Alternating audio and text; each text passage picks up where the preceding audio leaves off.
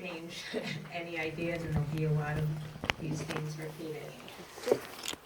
Janis, the middle daughter, the doctor daughter from Boston. Show, don't tell. This is considered the golden rule for writers, but in reflecting on my beloved mother's incredible life, I realize it's also a guide for how to live an impactful and meaningful life and ensure you leave a lasting legacy. My mother was born into a dirt-poor Orthodox family in Williamsburg, Brooklyn. What they lacked in material possessions was more than compensated for in the abundant love they shared. Her memories of growing up are happy and glowing. She truly felt that she was blessed with her close and loving family, even if she did have to share the same bed with her brother and sister. She was an exceptional student, and her teachers took a special interest in her, and she became the first woman in her family to graduate from college, Phi Beta Kappa, with a degree in education. She ultimately fell in love with my dad, her true soulmate, and they married and moved out to the country to raise their family. By this time, my mom's parents were gone, but she remained intensely close to her sister Mary and to her beloved brother and sister-in-law Aaron and Sylvia. Still, the life she built with my father was a departure from her Orthodox roots. We did not belong to a synagogue, and I did not receive a formal religious education. However, we certainly had wonderful and memorable holiday celebrations. Tashlich with my Uncle Aaron, Seders with my Aunt Mary, as well as my paternal grandparents, Latkes and menorah on Hanukkah. The secular holidays were just as memorable. A flag-waving parade around the block singing patriotic songs on the 4th of July, our creative homemade Halloween costumes, and on Thanksgiving, Mom's outstanding pumpkin soup and her insistence that we take a pause during the meal so that every guest could provide an accounting of what they were grateful for. Our home bustled with activity. I vividly recall my mother keeping her social calendar. It was crammed and covered with entries, filled with birthdays, anniversaries, weddings, every variety of simcha. There were concerts, operas, and theater performances to attend. Their frequent dinner parties filled the house with the delicious smells of the food being prepared, followed by the raucous laughter of their close-knit group of friends. My grandparents and Aunt Blossom would visit every other Sunday. On top of this, we celebrated every birthday with a big party. There always seemed to be something to celebrate, and my mom would never miss that opportunity. In retrospect, I honestly don't know how she did it. She was a doting and devoted wife. She raised her 3 daughters. She entertained endlessly. She worked as a teacher and returned to college to earn her master's degree in education. I never heard her complain or sense she was stressed.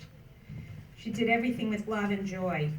I also remember that she spoke with her beloved sister Mary each and every day and regularly socialized with Aaron and Sylvia, who lived in Queens.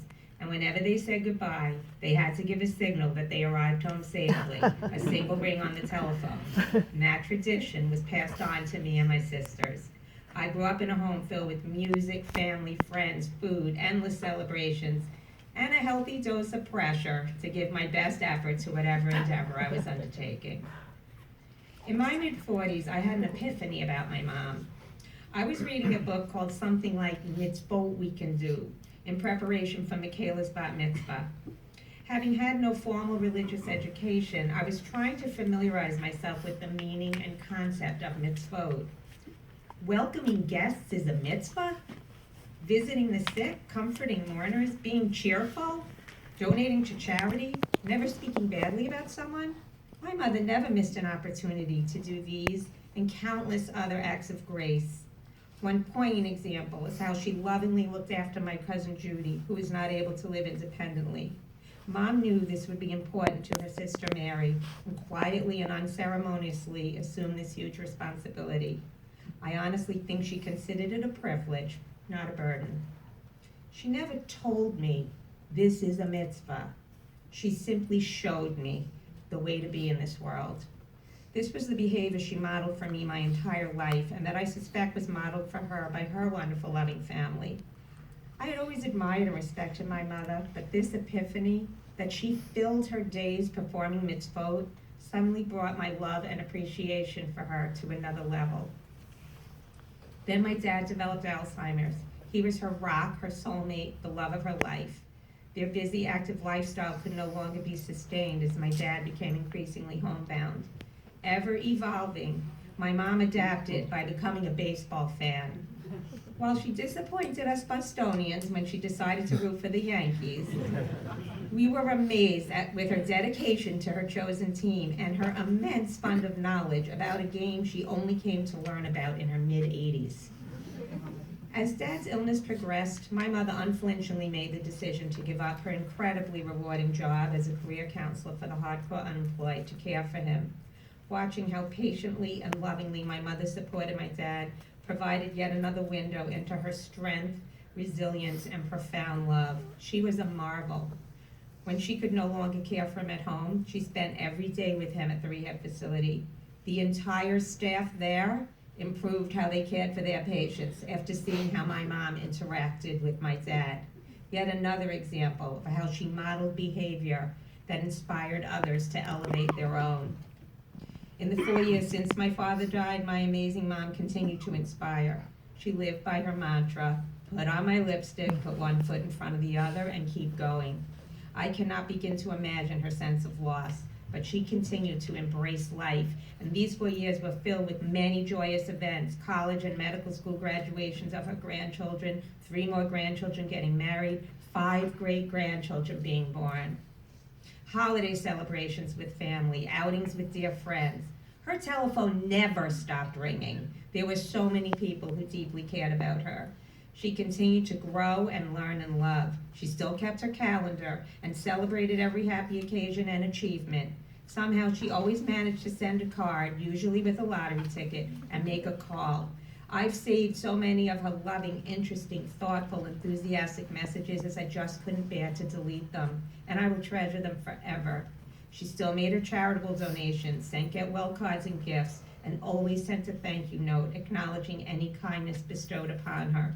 Upon discharge from any of her hospitalizations, she immediately got to work writing those, despite her weakened state. My mother often admitted that growing old ain't for sissies. Despite the joyous events of these past 4 years, they also brought serious health challenges. Mom was incredibly courageous in facing these challenges and the inevitable deterioration of vision, hearing, mobility, and loss of beloved friends and family members that one encounters in her late 80s. Yet she powered on. Enjoy the cherry, she would say. It's a short season.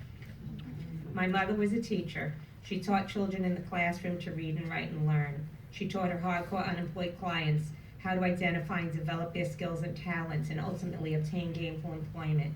She taught my dad and her caretakers how to be more patient-centered. And just by seeing her live her life, true to her moral compass and Jewish values, they were imbued into me. She showed me how to embrace life, nurture my relationships with friends and family, express gratitude, never miss an opportunity to celebrate, keep learning and growing, be brave, to live, love deeply, and laugh. Her life was not easy. She suffered many losses, hardships, and disappointments. Nonetheless, she absolutely considered herself blessed, and she was. Never have I seen a woman more loved and admired. She inspired everyone she met to be their best self, and in so doing made the world a better place. I wish I could give her that one-ring single just one last time, but thankfully I think she knows. Mom, I'm home, safe, grateful for and strengthened by the lessons you showed me, through the beautiful way you lived your life.